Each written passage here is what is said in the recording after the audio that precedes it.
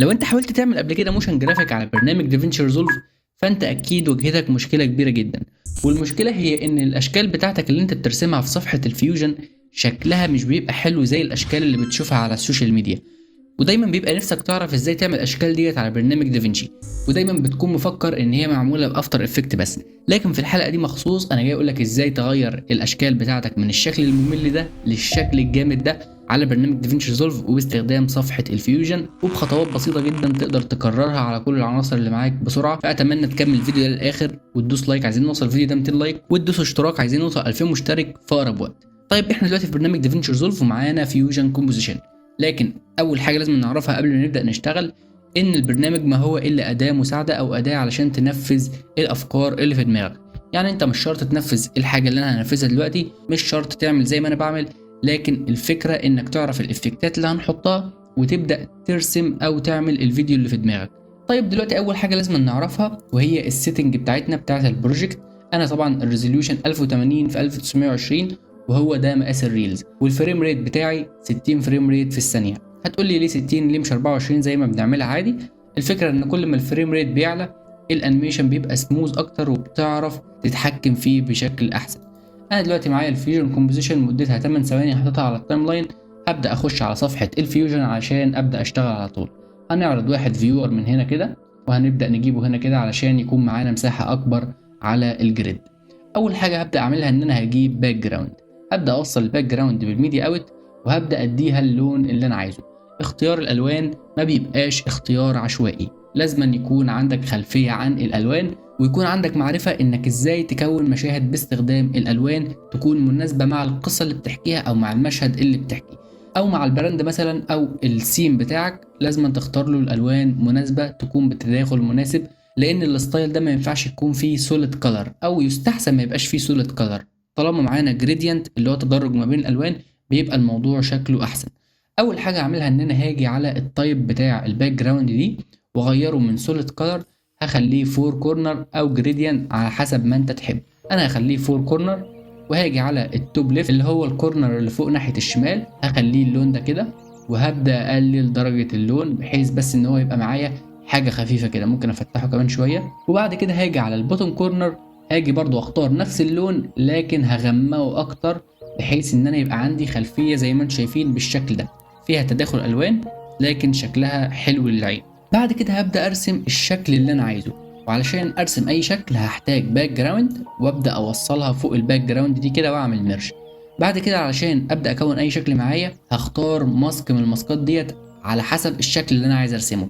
يعني لو انا عايز ارسم مربع هبدا اوصل المربع بالباك جراوند بالماسك انبوت كده بحيث ان يخلي لي الباك جراوند دي على شكل مربع بالشكل ده، واقدر اتحكم فيه من هنا او من هنا او اديله كورنر راديوس زي ما انا عايز اقدر اتحكم فيه. ولو عايز ارسم دايره نفس الموضوع هجيب الليبس ماسك وابدا اوصله بالباك جراوند. طب لو عايز ارسم اي حاجه في دماغي هجيب البوليجون او البيس بلاين وابدا اوصلهم بالباك جراوند وابدا ارسم اي شكل انا عايزه مثلا الشكل ده، وبعد كده ابدا اتحكم في الشكل بتاعي زي ما هنعرف دلوقتي ونضيف الافكتات اللي احنا عايزها. انا همسح البوليجون وهبدا اجيب الليبس ماسك اللي هو الدايره وابدا اوصله بالباك جراوند وابدا اصغرها كده بالشكل ده وابدا ارفعها فوق هنا كده. انا عايزها هنا وعايزها تكون بالحجم ده. طيب انا دلوقتي عايز اضيف الوان للكوره ديت، هاجي على الباك جراوند، هو طبعا واخد لون الباك جراوند فانا هاجي اخليه جريدينت، فهلاقي الهاندل دولت ظهروا معايا كده. هبدا اصغر الفيور بتاعي وبعد كده امسك الهاندل احطهم كده، بعد كده ارجع تاني، بعد كده اجي على الباك جراوند واجي على الانسبكتور ابدا اضيف الالوان اللي انا عايزها او اغير في الالوان اللي انا عايزها. هاجي عند اول لون ده والعلامه ديت بتمثل الهاندل دي والعلامه دي بتمثل الهاندل دي، واقدر طبعا اضيف اي لون ما بينهم زي ما انا عايز. تقدر طول ما انت بتدوس هنا كده تضيف عدد الالوان اللي انت عايزها. طبعا احنا عملنا كتر زد بوظنا الدنيا، لكن هنرجع من الاول جريدينت وارجع اصغر الهاندل بتاعتي واعمل فيت. بعد كده هبدا اتحكم في الالوان بتاعتي. انا اول لون مثلا عايزه لون البنفسجي ده كده، تاني لون عايزه نفس اللون البنفسجي لكن اغمق شويه. بعد كده هدوس اوكي وابدا احرك الهاندل بتاعتي بحيث ان النقطه المنوره، يعني لو جيت صغرت دي كده هتلاقي النقطه المنوره ديت انا عايزها هنا كده، وابدا اجيب دي هنا كده بحيث ان يبقى في تدرج في الالوان جوه الكوره بتاعتي. طيب كده جميل قوي. انا دلوقتي عرفت ازاي ارسم اي شكل وازاي اغير الوانه. انا دلوقتي عايز بقى اديله شويه افكتات بحيث ان الكوره ديت تبقى ايه، ناطقه كده عن الباك جراوند، يكون شكلها حلو زي الحاجات اللي بنشوفها على النت. هاجي بعد الباك جراوند ديت علشان ابدا اضيف الافكت. اول افكت انا عايز اضيفه ان انا عايز اضيف انر جلو، ان هو الجلو يبقى جوه بس على الاحراف دي. هاجي ابحث عن سوفت جلو وابدا اضيف السوفت جلو بعد الباك جراوند بالشكل ده. هتلاقي ان الجلو كله بقى في الكوره كلها نورت. طيب دلوقتي انا عايز اخليه جوه بس، هبدا اجيب الاليبس ماسك ده كاترل سي، واجي هنا كده كاترل في.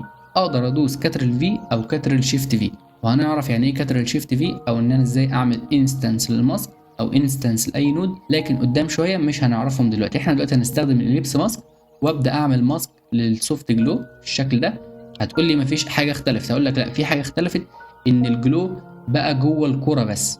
يعني بالشكل ده الجلو بقى جوه الكوره بس، كان في جلو بره الكوره، دلوقتي بقى الجلو جوه الكوره بس زي ما انتم شايفين. طيب انا عايز دلوقتي الجلو على الاحراف، هبدا اجيب نفس الاليبس ماسك كاترل سي كاترل في، وبعد كده اجي اوصلها بالسهم الابيض ده وابدا اصغرها شويه كده بحيث ان الجلو يبقى جوه الكرة دي بس. بعد كده هاجي اعمل انفيرت وابدا ازود السوفت ايدج شويه، ممكن اكبر الكرة بتاعتي كده شويه عشان اخلي الافكت زي ما انا عايزه، وابدا اقلل السوفت جلو بالشكل ده. وانا كده الجلو بقى عندي على الاحراف زي ما انتم شايفين كده.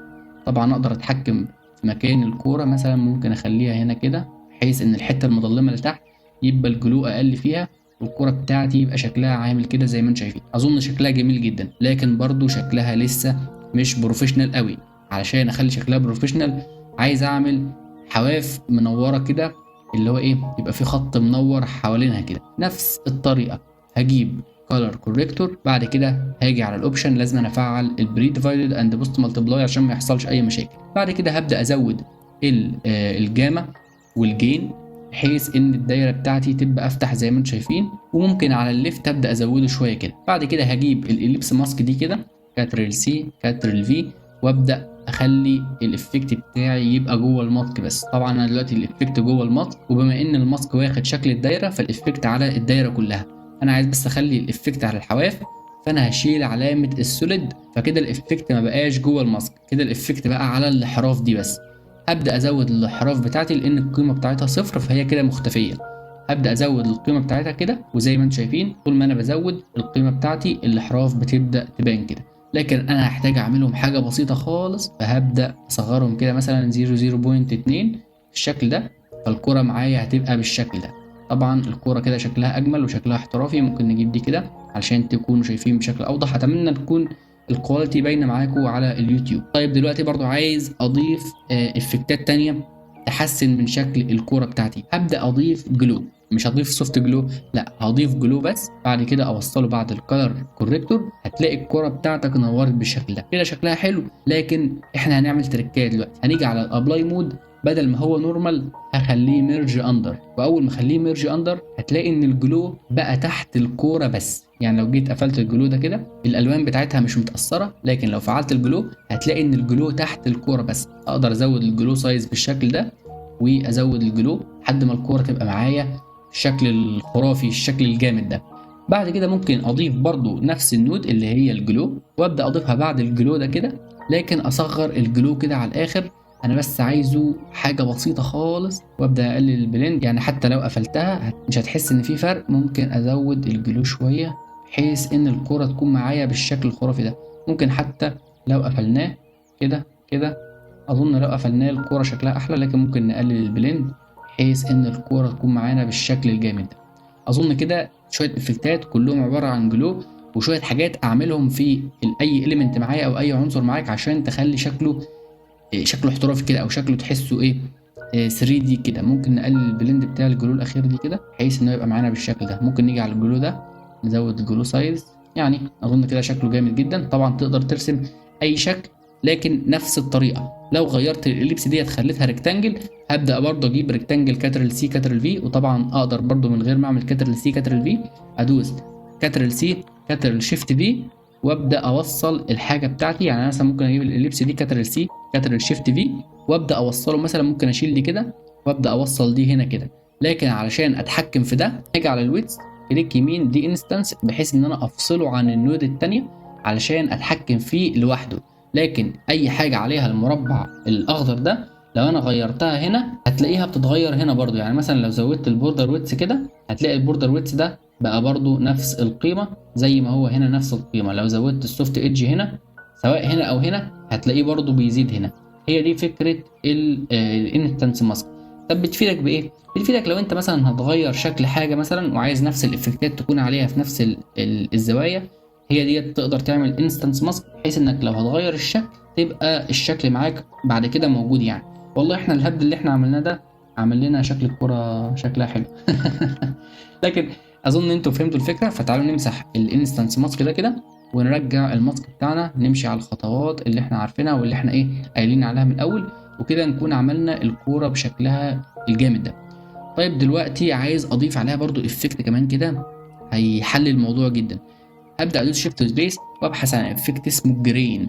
والافكت ده عباره عن ان هو بيعمل لي نويز، يعني لو جيت وصلته بعد الجلو كده هتيجي تبص على الكوره تلاقي شكلها بقى عامل كده. اظن الفرق واضح قدامكم. لو بدات ازود الباور هتشوفوا الفرق بشكل اكبر، لكن انا هبدا اقلل الباور كده مثلا اخليه 2 مثلا او 2 1 بحيث بس ان هو يديني ايه حاجه بسيطه خالص كده.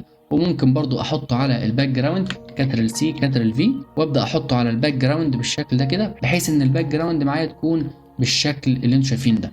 بعد كده هبدا اعمل شكل كمان